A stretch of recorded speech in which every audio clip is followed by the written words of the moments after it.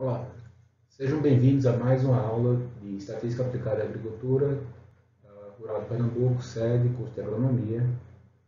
Nesse caso, no tópico teste de hipótese, a nossa terceira unidade do disciplina. Meu nome é Mário de Andrade Lira Júnior. Perdão, essa é a segunda unidade da disciplina.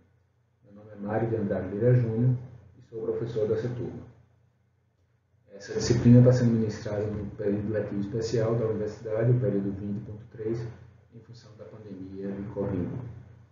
Por sinal, eu espero que todos estejam bem e passando por essa epidemia com os menores problemas possíveis.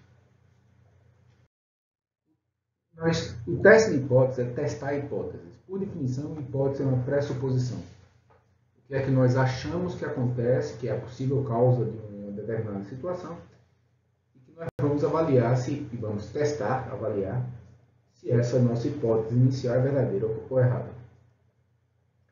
As hipóteses são divididas em dois grandes tipos, as hipóteses experimentais e as hipóteses estatísticas. As hipóteses experimentais são baseadas no conhecimento prévio, que nós já sabemos do assunto, que pode ser pela literatura científica, por conhecimento próprio ou pela comunidade externa.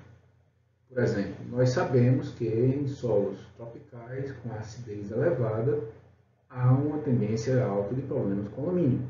Então, nossa hipótese experimental é que em uma determinada área, que o pH do solo é baixo e que tem alumínio alto, a planta não está se desenvolvendo tanto quanto poderia, porque está sendo limitada pelo alumínio. Ou nós podemos achar que, no caso de incidência de pragas, há uma redução. Então, nossa hipótese é que o que está reduzindo a produtividade é a incidência de pragas.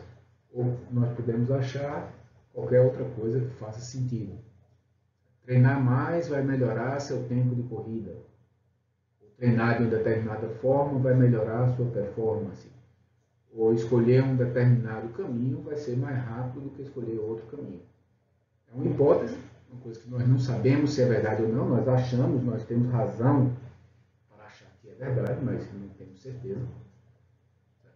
E isso é baseado no conhecimento prévio, que pode ser a literatura científica, pode ser que você sabe, você conhece um determinado caminho e tem a impressão que ele é melhor, ou pode ser uma informação que a comunidade externa, o agricultor, o camponês, diz.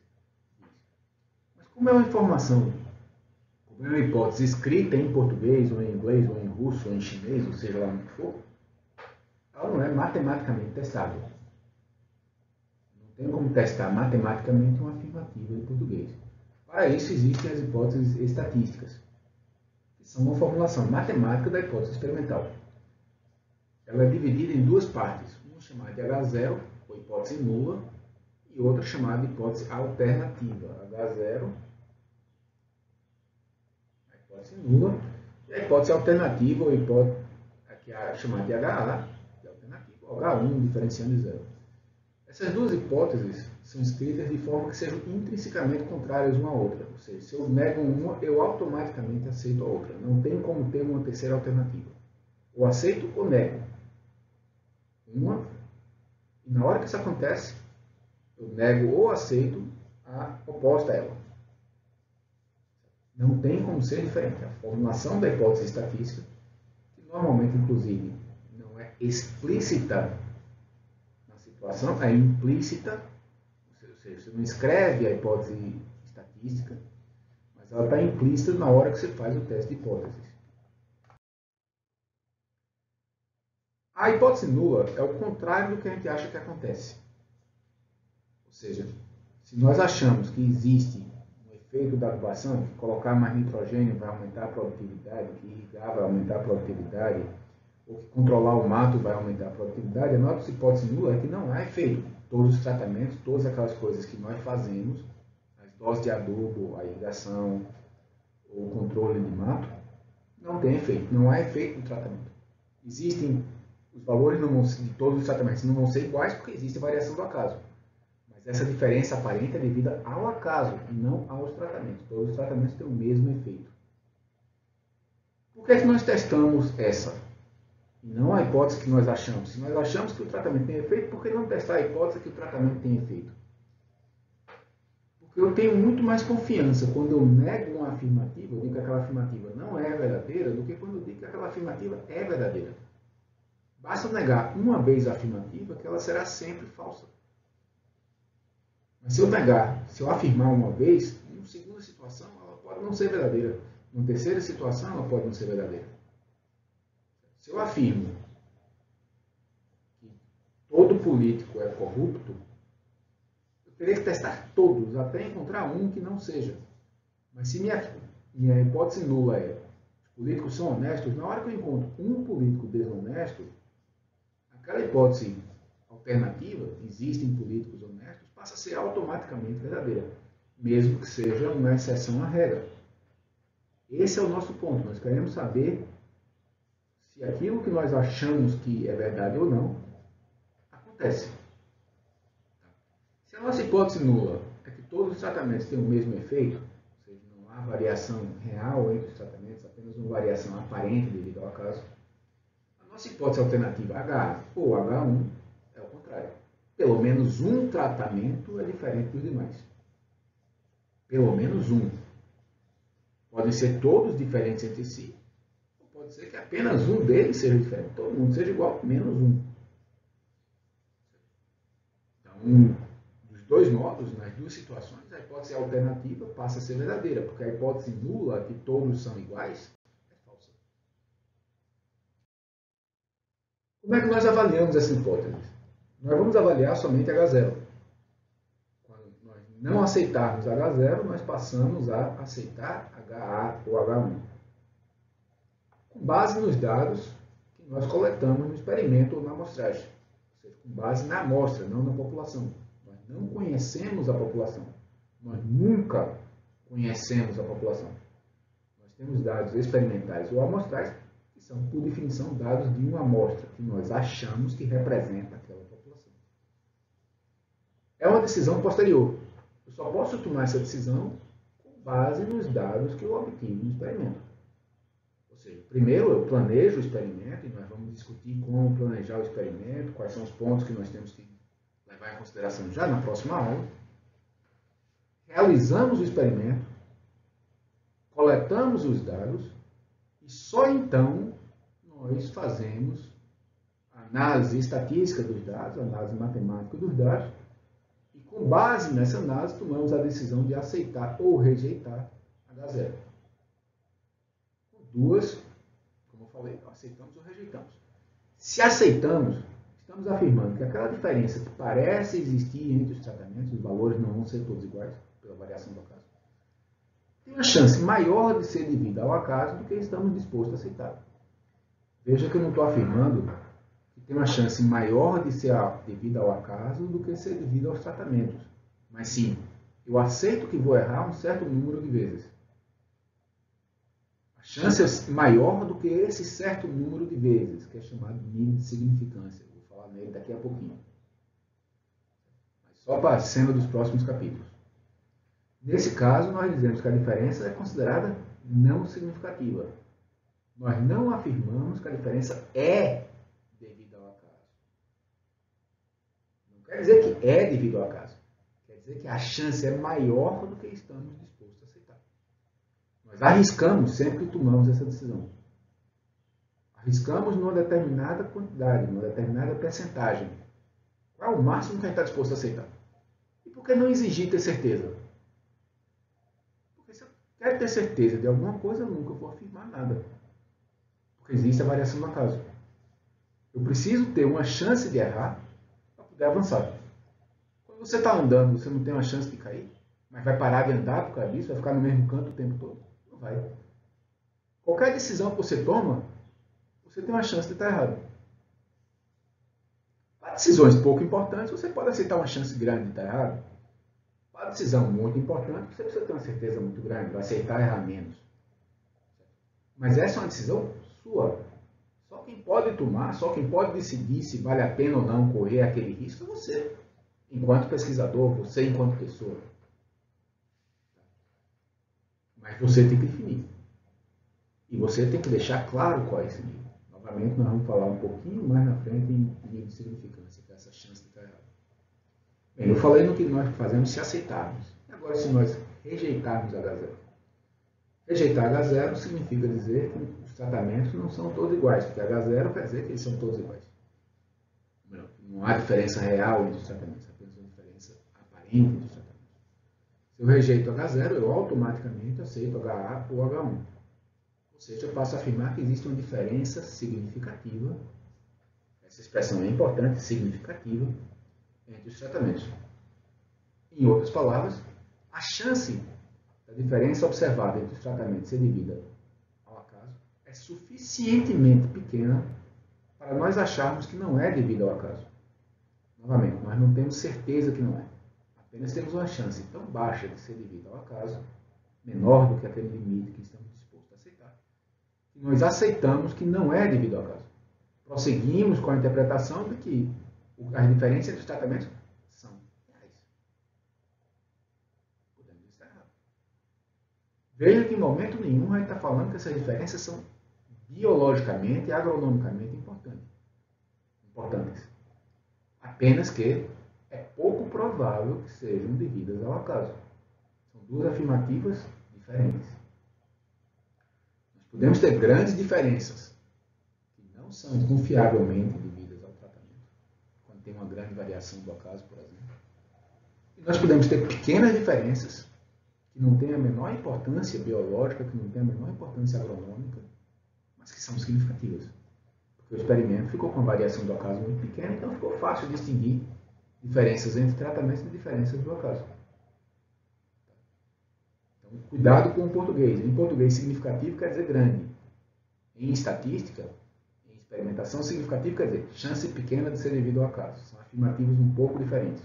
Em alguns casos, muito diferentes. Eu falei que nós podemos estar errados. Sim. Por quê? Porque a população é desconhecida. Mas nós falamos sobre população. A nossa decisão é sobre a população, não sobre a amostra. Mas é baseada na amostra. Nós tomamos a decisão com base nos dados sobre a população que nós não conhecemos, nem temos como conhecer. Com base nos dados, nós podemos aceitar H0. Na população como toda, H0 pode ser verdadeira, e aí eu tomei a decisão correta, ou falsa. E aí eu cometi o que se chama de erro tipo 2. Ainda com base na amostra, eu posso rejeitar H0.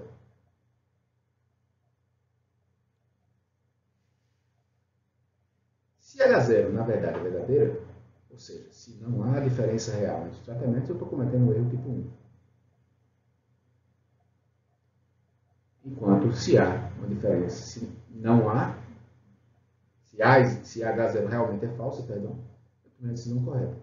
Vamos deixar as duas decisões corretas de lado, porque se está correta está bom, não precisa se preocupar com isso. E vamos pensar nas decisões erradas. Qual a diferença do tipo 1 e do tipo 2? No tipo 1, eu estou rejeitando H0. Estou afirmando que existem diferenças entre os tratamentos. No tipo 2, quando na realidade não existe. Estou dizendo que há diferença entre os tratamentos quando a diferença é devido ao acaso. No tipo 2, eu estou fazendo exatamente o contrário. Eu estou admitindo que não há diferença entre os tratamentos, quando na realidade existe uma diferença entre os tratamentos. O nível de significância que eu já falei algumas vezes antes, nas cenas dos próximos capítulos, quando está falando um tipo de erro, por exemplo, ou quando está falando nas hipóteses estatísticas, é a chance, a percentagem de cometer um erro tipo 1. Por definição. O nível de significância é a chance de cometer um erro tipo 1. Uma das formas de falar isso é a chance máxima de aceitar o erro tipo 1 que estou disposto a correr. Ou seja, é a chance que eu tenho de errar afirmando que há diferenças entre os tratamentos quando a diferença pode ser devido ao acaso. Tipicamente é considerado mais sério do que o tipo 2. Por que isso? A estatística experimental surgiu da agronomia. Surgiu do melhoramento genético, na verdade, na década de 30 do século passado. Quase 100 anos atrás, foi quando começou a ser usada com mais frequência. Na época, já existiam variedades de trigo, que foi a cultura a primeira cultura que sofreu experimentação maior, e estavam começando a existir experimentos de adubação. Tem experimento de adubação desde 1880, mas conduzidos sem estatística, e depois começaram a fazer as análises de dados. E a ideia básica é que o agricultor, que era o público-alvo, já conhecia a variedade. E chegava aquele doutorzinho metido a besta saindo da universidade, dizendo, planta outra coisa. Porra, aquele cara já plantava aquilo ali, o pai dele já plantava, o avô dele já plantava, o bisavô já plantava e dava para viver. Então tinha que se ter um grau de certeza muito grande que aquela mudança proposta, aquela mudança de variedade ou adubação adotada, levaria a um ganho para o produtor. Ou seja, eu tinha que confiar que o novo material era melhor do que o já existente, para poder ter um ganho com aquela prática que estava se sugerindo. E essa lógica permanece até hoje. Na maioria dos casos, o erro tipo 1 é realmente mais importante do que o erro tipo 2. Então nós queremos controlar ele, porque não tem como controlar simultaneamente os dois erros. Como os dois erros são diametralmente opostos, fora a melhoria do experimento, que aí eu controlo os dois simultaneamente, mas para um determinado experimento já realizado, se eu reduzo a chance de um, eu aumento a chance do outro. Não tem como fugir disso aí. Para um experimento já realizado. No planejamento experimental, na condução do experimento, nós temos como controlar os dois simultaneamente, melhorando a qualidade dos dados, reduzindo a variação do caso. Nós vamos ver isso em vários pontos daqui para frente, inclusive na próxima aula já. Mas abstraindo isso aí com dados que já foram coletados, aumentar um, reduzir o outro. Se eu reduzo a chance do erro tipo 1, eu aumento a chance do erro tipo 2. Então eu tenho que selecionar quem eu vou controlar. Normalmente esse erro é considerado como 5%. Por que 5%? Por que não 4%? Por que não 6%? Por que não 10%? O primeiro pesquisador usou 5%, um número redondo, é 1 em 20, 5 em 100. Chance pequena, visivelmente pequena, mas por outro lado não é tão exigente que fique quase impossível de encontrar diferenças. Eu preciso estar trabalhando com leis fundamentais da natureza para encontrar. Então, igual o número arredondado que costuma se utilizar e que é praticamente o padrão. Não quer dizer que você deva utilizar necessariamente ele. Você pode escolher outro. E em vários cenários você deverá escolher outro. Com base na sua experiência, com base no assunto, com base no seu objetivo. Principalmente com base no seu objetivo. Mas sempre deve pré-definir. Tá? Vou deixar isso aqui bem claro. Sempre deve ser pré-definido. Voltando a esse ponto, se normalmente é de 5%, estou querendo dizer o quê? Se eu repetisse esse experimento 100 vezes, se eu pegasse 100 amostras, distintas do que eu acho que é a minha população, e no máximo 5 dessas 100, eu não encontraria aquela diferença entre os tratamentos que eu acho que encontrei. Eu teria que repetir o experimento 100 vezes e pelo menos 6, mais do que 5%, cometeu o erro tipo 1. Eu aceito que vou errar até 5% das vezes e está tudo muito bem, obrigado. Ele sempre deve ser pré-definido. Até mesmo não pré-definir significa definir que vai utilizar os 5%. Se você, ao planejar seu experimento, não disser eu vou utilizar tanto, tal nível de significância, 10% ou 1%, automaticamente você está aceitando que vai utilizar outro. Em que outros cenários poderia fazer sentido eu trabalhar com outros níveis? Pode ser mais rígido. Como assim? Eu vou aceitar uma chance menor de cometer o erro tipo 1. Por exemplo, se eu estou falando de saúde humana, uma coisa muito crítica, muito perigosa, eu posso precisar aceitar menos. Uma vacina contra a AIDS, por exemplo. Eu não vou aceitar uma chance alta, eu não vou aceitar uma chance de 5% que aquela vacina não preste. Pegando agora a doença da nossa crise sanitária, que está causando essa distância. Uma vacina para a Covid, eu vou precisar ter um grau de certeza muito grande.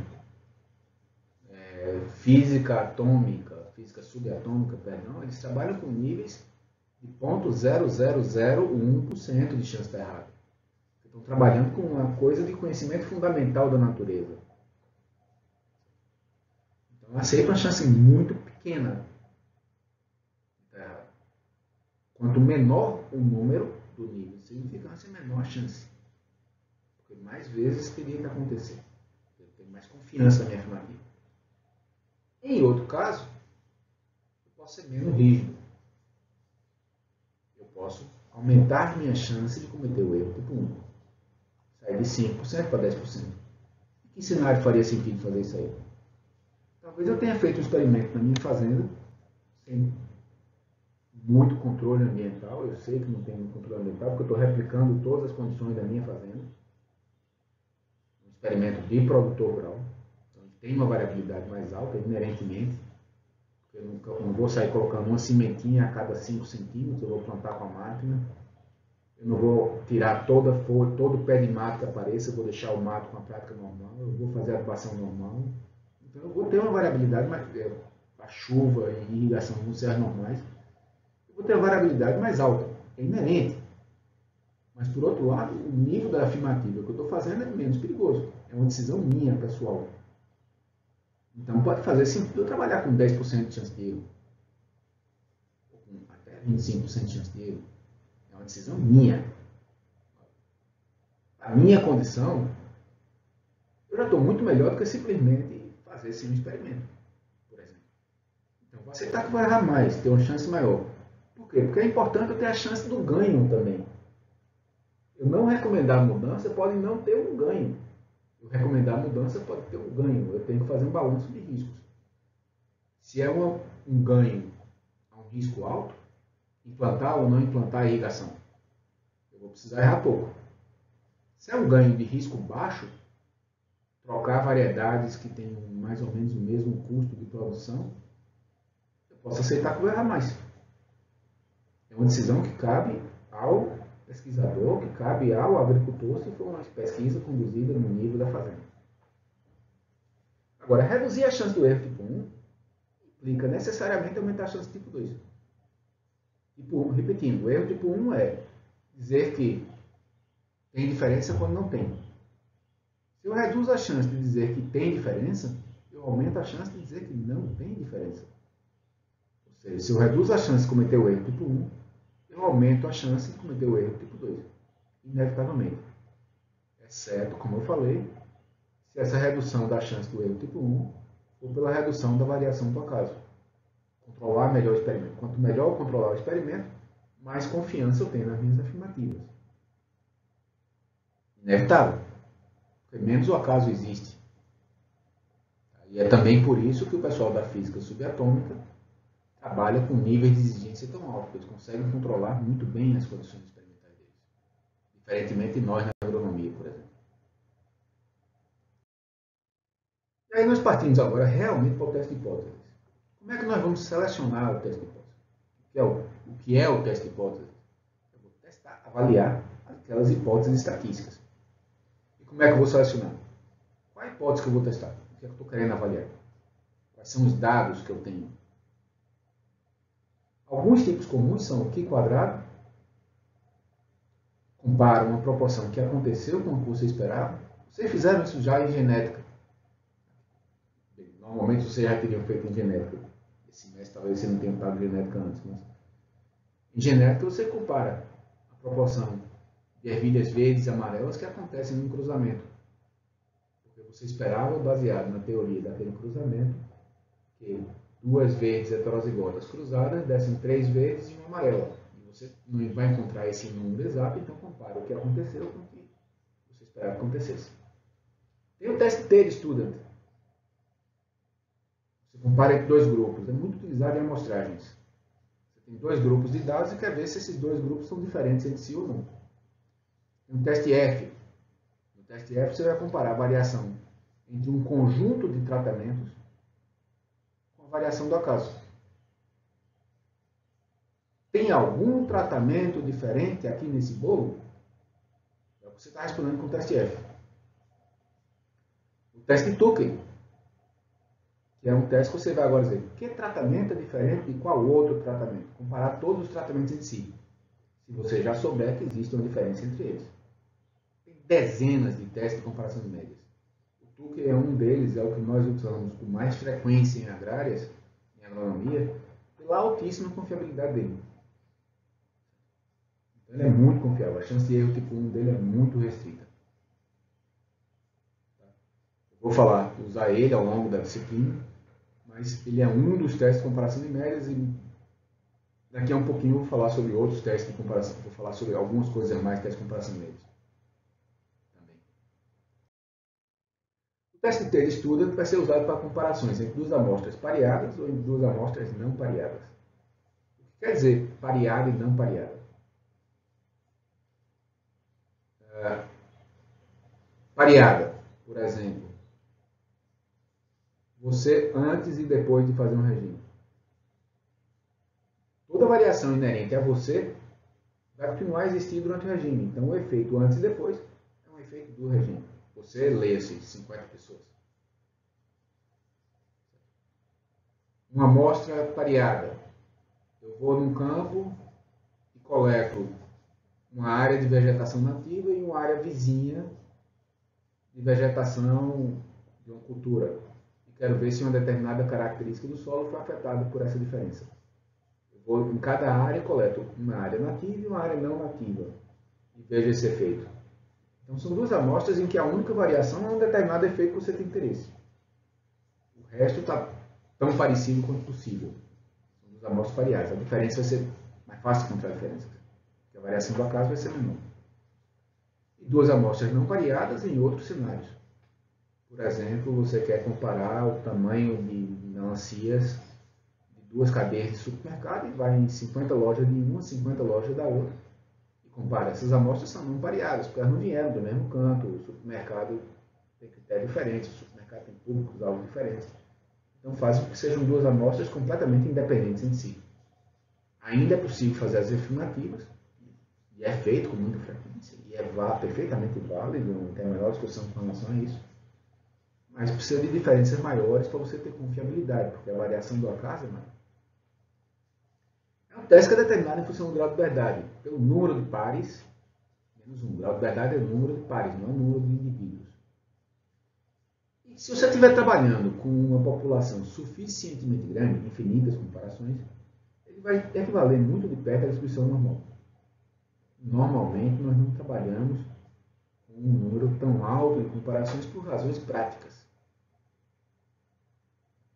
Mas, em um número infinitamente alto, a comparação vai tender para a distribuição normal, que é uma distribuição extremamente comum. Distribuição normal, que vocês já viram na estatística fundamental, é a distribuição gaussiana, como eles chamam lá, que é muito comum em dados biológicos.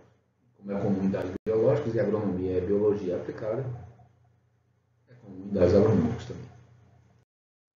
Aí nós temos o teste F. O teste F eu comparo a variação pela variância, que acontece de um tratamento para outro com a variância que acontece devido ao acaso. Dividindo, é um fator. Ou seja, como F é a variância do tratamento dividido pela variância do acaso, o valor calculado para F indica quantas vezes a variação devido ao tratamento é maior do que aquela que aconteceria exclusivamente devido ao acaso. Logicamente, quanto maior esse número, mais diferentes os tratamentos são entre si do que seriam devido ao acaso. Um F igual a 50 significa que a variação entre os tratamentos é 50 vezes maior do que aquela que aconteceria se só houvesse o acaso. Então fica muito claro que provavelmente esses tratamentos não são iguais. Variação. Um F igual a 1 indicaria que a variação entre os tratamentos é igual à variação que aconteceria devido ao acaso. E, portanto, eu não tenho razão para supor que eles sejam diferentes. O que acontece na realidade é que o F vai normalmente ser maior do que 1. Porém, não necessariamente tão alto que eu tenha uma obviedade, que seja claro, evidente que não tem chance que não seja devido ao acaso. Então, existe uma distribuição estatística que foi avaliada, que foi vista por um pesquisador que criou esse teste F.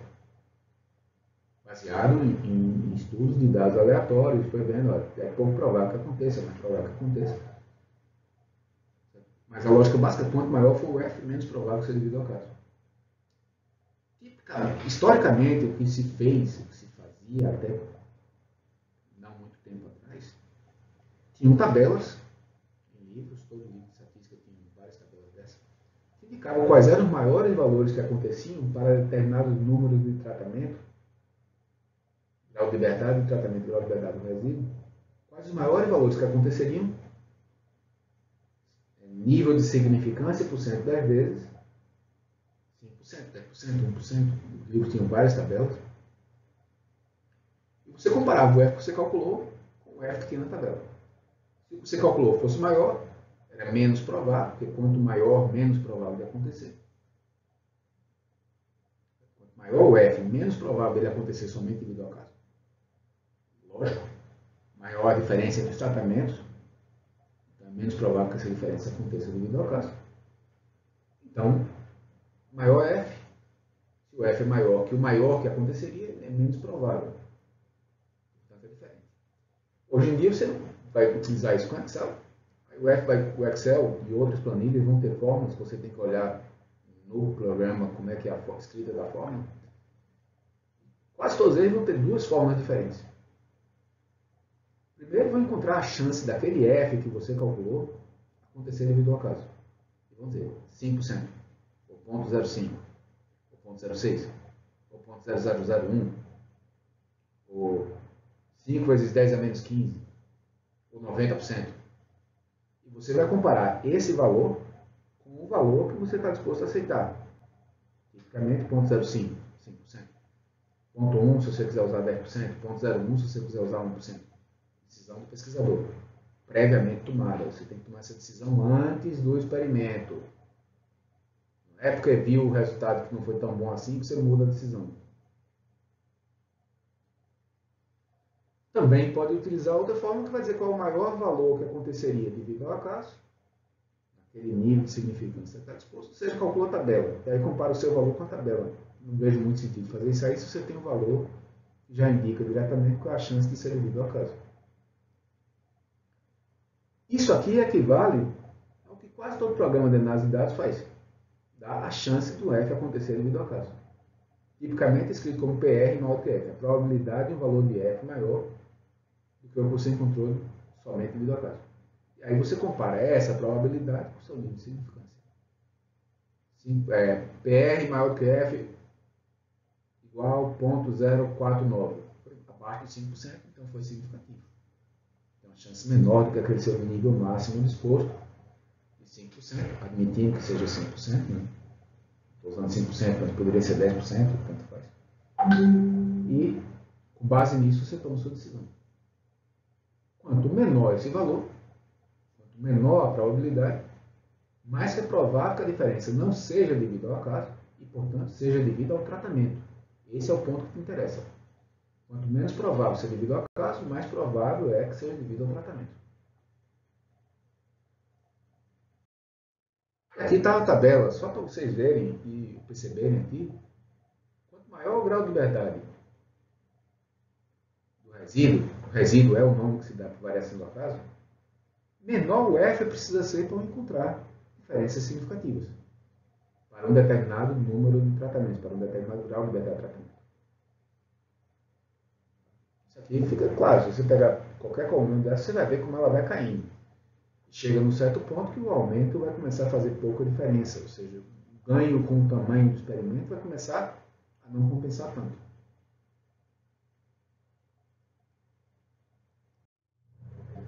E agora vimos o teste F, vimos que tem diferenças ou não tem diferenças entre o conjunto de tratamentos, mas o teste F não é conclusivo. Para mais de 2 tratamentos, o teste F não é conclusivo. Como assim não é conclusivo? Ele diz que tem diferença entre alguns dos tratamentos, mas não entre quem. Então, tipicamente, nós vamos fazer o teste de comparação de média depois.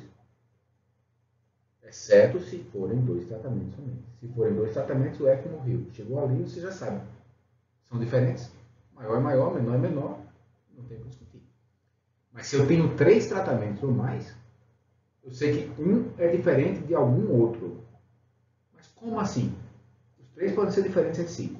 É uma possibilidade. Os dois maiores podem ser não diferentes e o terceiro diferente. É outra possibilidade. O maior pode ser diferente dos dois menores e esses não serem diferentes entre si. É outra possibilidade. Ou talvez o maior seja diferente do menor e o intermediário não seja diferente nem de um nem do outro. É uma terceira possibilidade. Quarta ou quinta possibilidade, perdi a conta. Todas essas possibilidades são igualmente válidas. E eu não tenho como saber. Mas biologicamente diferentes, agronomicamente diferentes. E o teste F não me diz qual dessas possibilidades é a verdadeira. Ele só diz, desses três, pelo menos um é diferente de um outro. Frio, morreu, chegou aí. Não passa daí, ele não pode passar daí. Ele não tem como passar daí.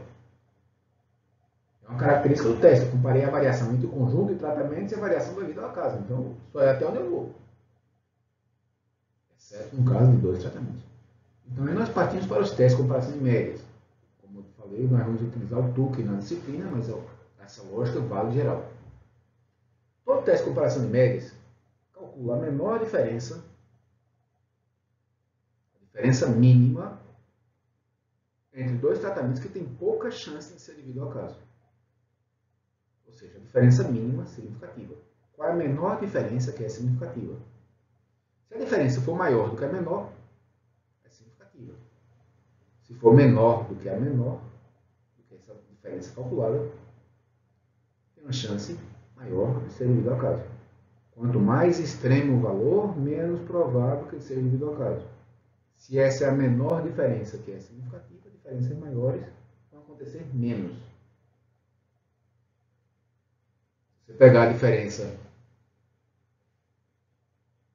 definir um nível de diferença que não é devido ao acaso, uma diferença maior do que essa, vai acontecer menos. Duas pessoas, para terem altura diferente, vão ter que ter uma diferença de 20 centímetros. Por exemplo, estou criando uma situação hipotética. Se isso acontece, duas pessoas que têm 21 centímetros vão ser significativos de diferença.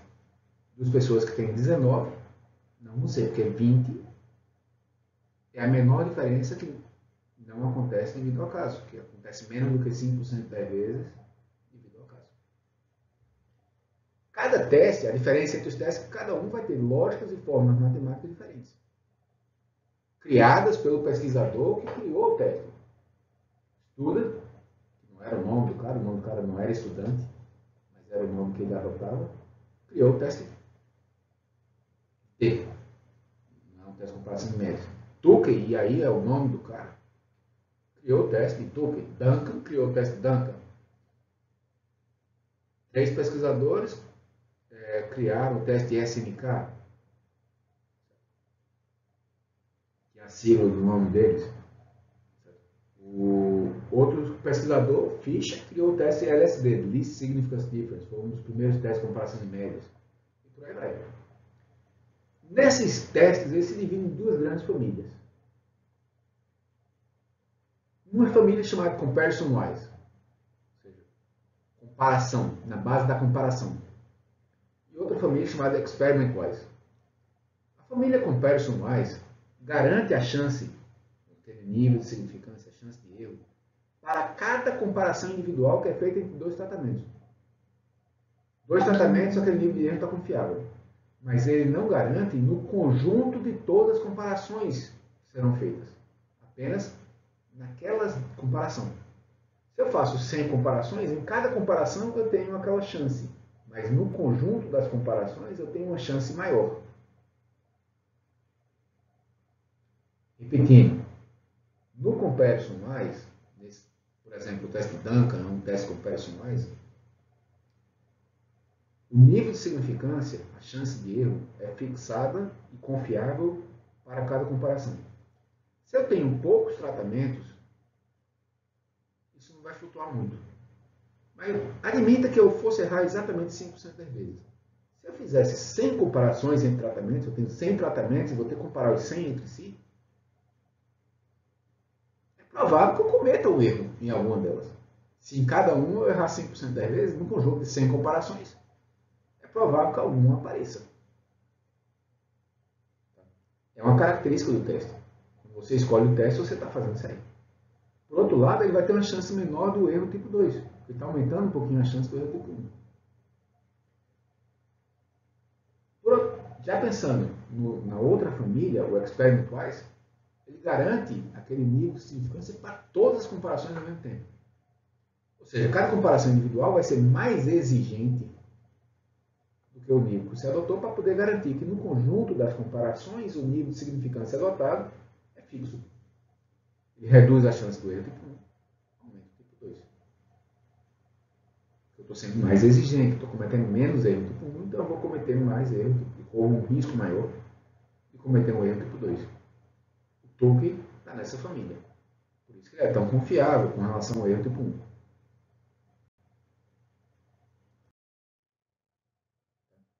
Como eu falei, ele é do tipo Experiment Wise. Ele é muito confiável para o tipo 1, mas tem uma incidência maior de erro tipo 2. No caso do Tukey, o nome que se dá para menor diferença significativa é delta ou DMS, diferença mínima significativa. A diferença, se a diferença entre duas médias de tratamento for maior ou igual que a DMS, o delta, os tratamentos são significativamente diferentes. Ou seja, tem uma chance menor do que alfa, nível de significância, da diferença devido ao caso. Pouco provável de ser devido ao caso. Portanto, eu confio que não é devido ao caso, eu afirmo que é devido ao tratamento. Os tratamentos são significativamente diferentes. No caso contrário, ou seja, se a diferença entre dois tratamentos, entre duas médias, for menor do que o delta ou o DMS, a chance maior de ser devido ao caso. Eu digo que a diferença não é significativa, mas eu não afirmo que os tratamentos são iguais. Os tratamentos não são iguais. 10 não é igual a 9,9. Agora, é provável que as diferenças entre 10 e 9,9 sejam devido ao caso. Provável. Provável não é certeza. Nós não testamos igualdade, nós testamos para diferenças. Se as diferenças são pouco prováveis de serem devidas ao acaso, nós admitimos que não são devidas ao acaso. Nós não podemos afirmar, com base nos testes de comparação numérica, que são iguais. Nós afirmamos que não são diferentes. 10 não é diferente de 9,9. Não são iguais. Se eu desse para vocês a escolher entre 10 e 9,5, mesmo que a diferença fosse não significativa, todos vocês escolheriam 10. Eu também. Lógico. Nós também não afirmamos que tem uma chance maior de ser devido ao acaso. Porque, admitindo 5%, se fosse 10% de chance de erro, é mais do que 5%. Logo, eu não posso afirmar que eles não são diferentes. Logo, eu afirmo, perdão, que eles não são diferentes. Mas ainda assim, tem 90%, se tem 10% de chance de ser devido ao acaso, eu tenho 90% de chance de não ser devido ao acaso. Não é mais provável que seja devido ao acaso. É só mais provável do que eu estou disposto a aceitar ser devido ao acaso, que é uma coisa bem diferente. E sempre, nós não estamos discutindo importância agronômica, nós não estamos discutindo importância biológica. Estatística não discute agronomia. Estatística dá fundamentação para o pesquisador agrônomo, engenheiro florestal, seja lá do que for, discutir a sua ciência. Dá uma chance de erro. Mas a discussão não é da estatística. É da agronomia, da zootecnia, da engenharia florestal, da fisiologia vegetal, seja do que for. Mas não da estatística. A estatística vai dizer, para o pesquisador, alta chance, baixa chance de ser devido ao acaso. Se é importante ou não, não é estatística, não é função da estatística. Nunca foi.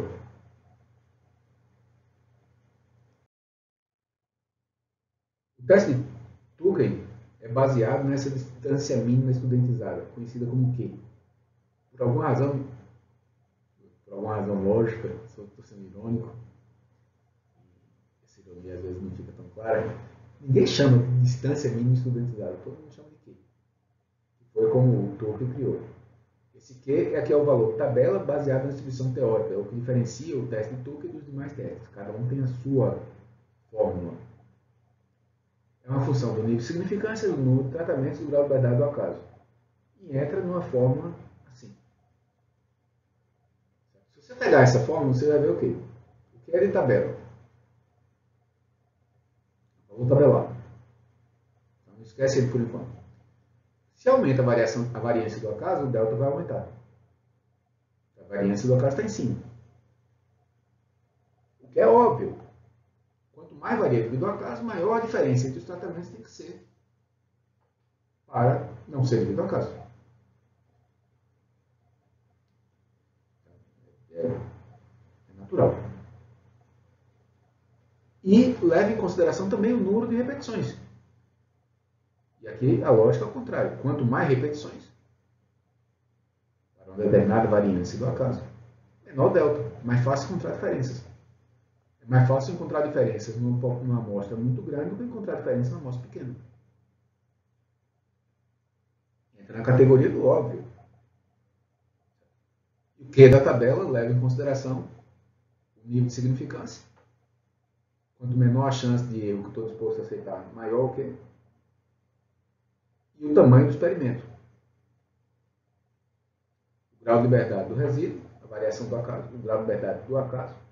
Quanto maior ele, ou seja, quanto maior o número de repetições, porque vai levar um maior grau de liberdade do resíduo, mais fácil encontrar diferenças. E o do tratamento. Quantos tratamentos eu estou comparando? Quanto mais tratamentos, como experimentuais, eu preciso ter uma confiabilidade maior, então vai mexer no quê? Hoje em dia, ninguém faz estatística na mão ou usando Excel. Não faz sentido. Existem dezenas de programas para isso, gratuitos, alguns excepcionais gratuitos. O R, por exemplo, é um programa excepcional. Ninguém faz cálculo na mão. E aí tem dois caminhos que os programas fazem. Alguns programas fazem toda a comparação e já dizem quem é diferente de quem. Pela simbologia típica que é usada no Tuca, que é o uso de letras. Junta a média de cada tratamento e coloca uma letra. Para diferenciar. Quem tem letra igual não difere de ninguém que tem aquela letra. Quem tem uma letra A, por exemplo, não é diferente de ninguém que tenha uma A.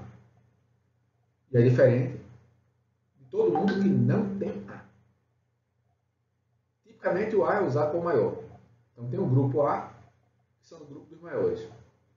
Tem o grupo B, que é o segundo grupo maior. Tem o grupo C, o grupo D, E, F, até onde for. E muito frequentemente um tratamento vai ficar com mais de um grupo. Um tratamento é A, outro é B, e um terceiro é AB, por exemplo. Ou seja, ele nem é diferente do tratamento maior, nem é diferente do tratamento menor. Ele está no meio do caminho. Os dois diferem, maior diferente do menor, e o outro está nem difere de um, nem difere do outro. Porque é uma situação bastante comum. Em alguns casos, com muitos tratamentos, alguém pode ficar com 3, 4 letras, não tem nada excepcional. Significa simplesmente que ele pertence a vários grupos, ele está em várias patotas ao mesmo tempo, em vários grupinhos ao mesmo tempo. Como o seu WhatsApp, por exemplo. Eu tenho certeza que o seu WhatsApp você pertence a vários grupos diferentes ao mesmo tempo. Mas tem pessoas que estão num grupo que você não pertence. E vice-versa. Em outros casos, o que você vai encontrar é uma matriz que diz qual é a chance da diferença de cada comparação de dois tratamentos acontecer devido ao caso. E aí você compara essa chance com aquele seu limite e decide se aceita ou não. Dá um pouquinho mais de trabalho, mas em compensação é mais flexível. Aqui nós temos um exemplo, nós não temos um exemplo, eu esqueci esse slide, a tabela de Q. Nós temos um exemplo da tabela de Q. Só para livrar cá. Vocês podem ver o grau de liberdade do resíduo vai diminuindo. Quanto maior o grau de liberdade do resíduo, ou seja, quanto maior o experimento, mais fácil encontrar diferenças. Quanto mais tratamentos, maior precisa do quê? O Excel não trabalha com Tukey, mas a maioria dos programas de estatística tem ele. Eu não conheço nenhum que não tenha Tukey. Para Essas tabelas estão sendo cada vez menos usadas, apenas estou mostrando para vocês verem que quanto maior o tamanho do experimento, mais grau de verdade do resíduo, menor o que, para um determinado número de tratamentos. Quanto maior o número de tratamentos, maior o que. Maior que é multiplicador no delta, maior diferença significativa, maior diferença mínima significativa, maior delta, mais difícil de encontrar a diferença entre os tratamentos. Aqui está um caso da saída do sais. Naquele primeiro exemplo que já encontra. Veja aqui a média, quais são os tratamentos e as letras. Então, esses três tratamentos aqui, ureia, frango e bovino, com médias 8.89, 8.75 e 8.5, todos levaram a letra A. Nenhum desses três é diferente de si. Já bovino e suíno, esterco bovino e suíno, o esterco bovino levou AB, e o esterco suíno levou BC.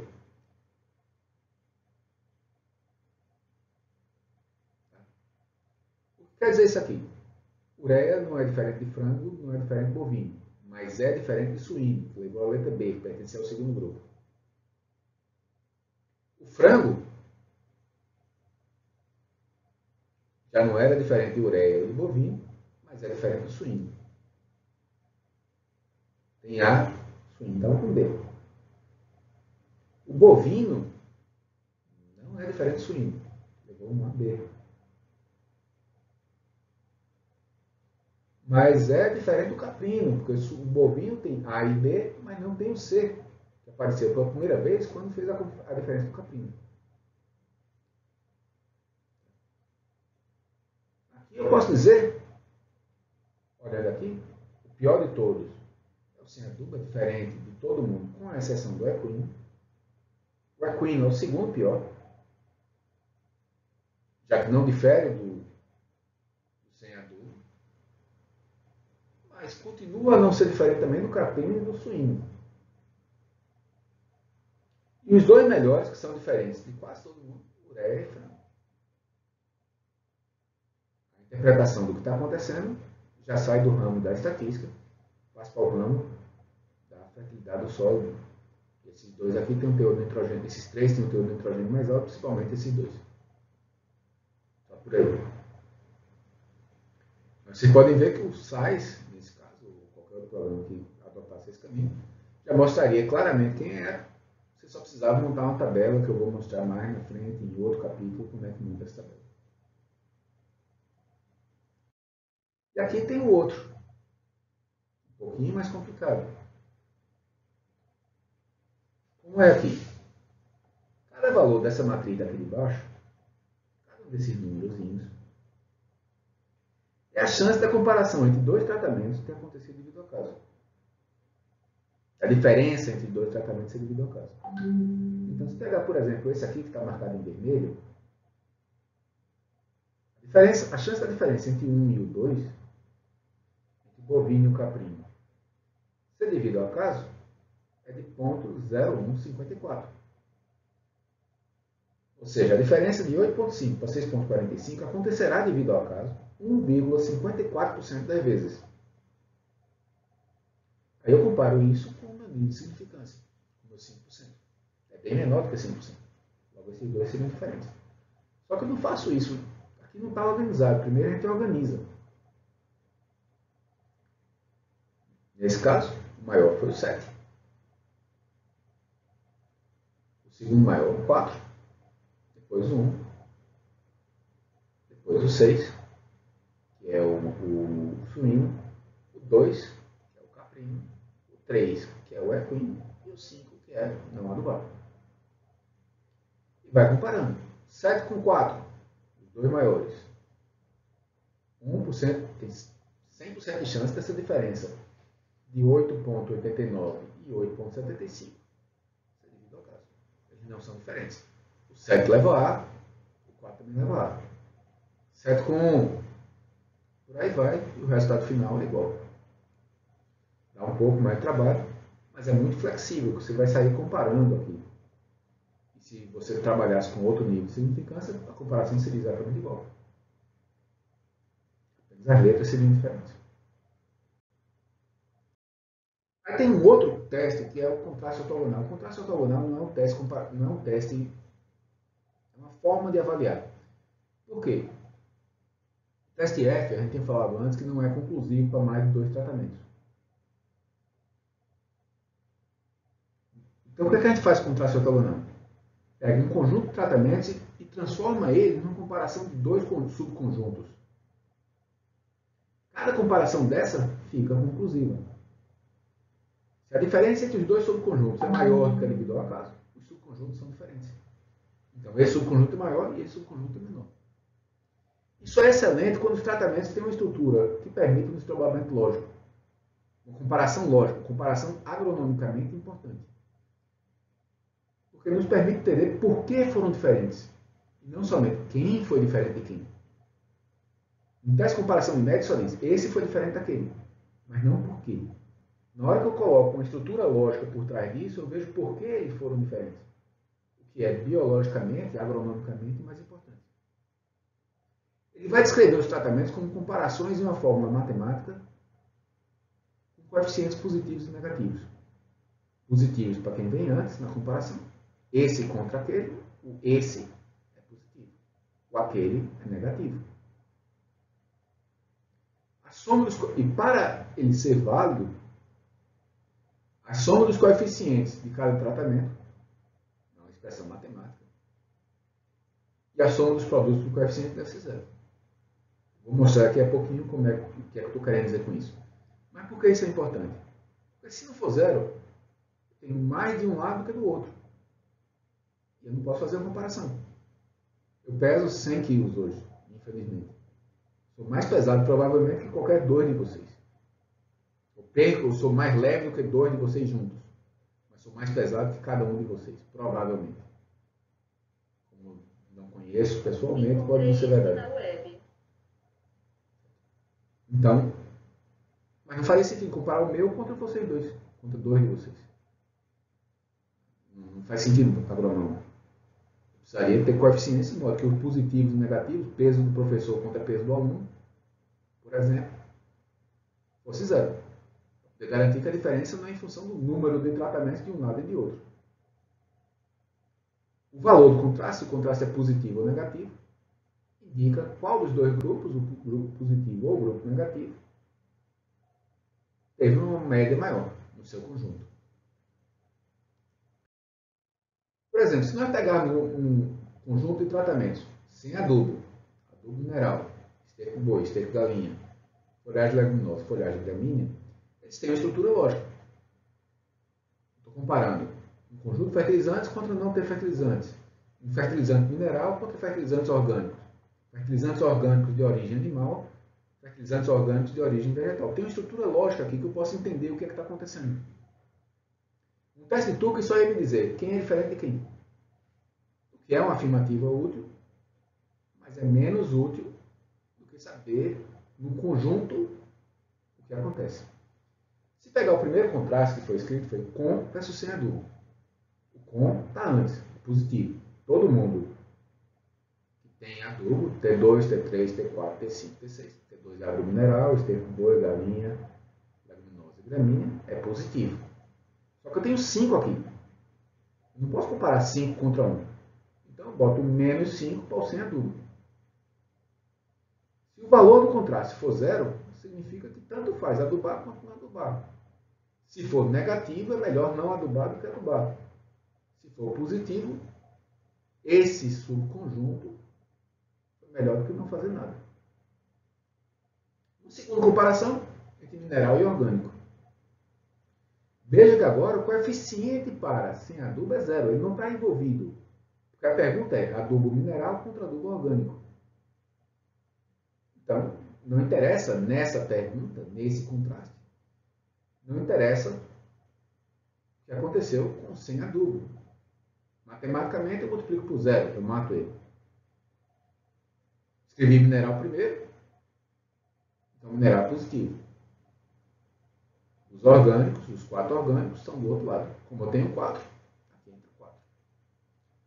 Animal versus vegetal. Agora que ele não interessa o sem adubo e também não interessa o ureia, o adubo mineral. 0 e 0. Mesma lógica, só que agora é 1 em 1, em 1 em 1, eu tenho 2 de cada lado.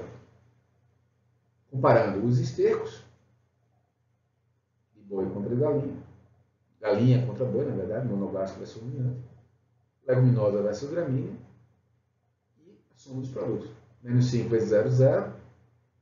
1 vezes 4, 4 vezes 0, 0. 1 vezes menos 1, menos 1 vezes 1, menos 1 vezes menos 1, 0, 1 vezes 0, 0. Eu obedeci ao contraste ortogonal. Parece complicado, mas na realidade eu peguei os graus, o que eu tinha para os conjuntos de tratamentos e dividi em 4 comparações para me dar respostas interessantes. Foi muito utilizado já, passou uma época fora de moda, mas tem sido novamente utilizado em alguns cenários.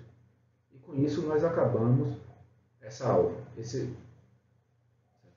espero que na nossa discussão nós possamos tirar alguma dúvida adicional. Até a próxima.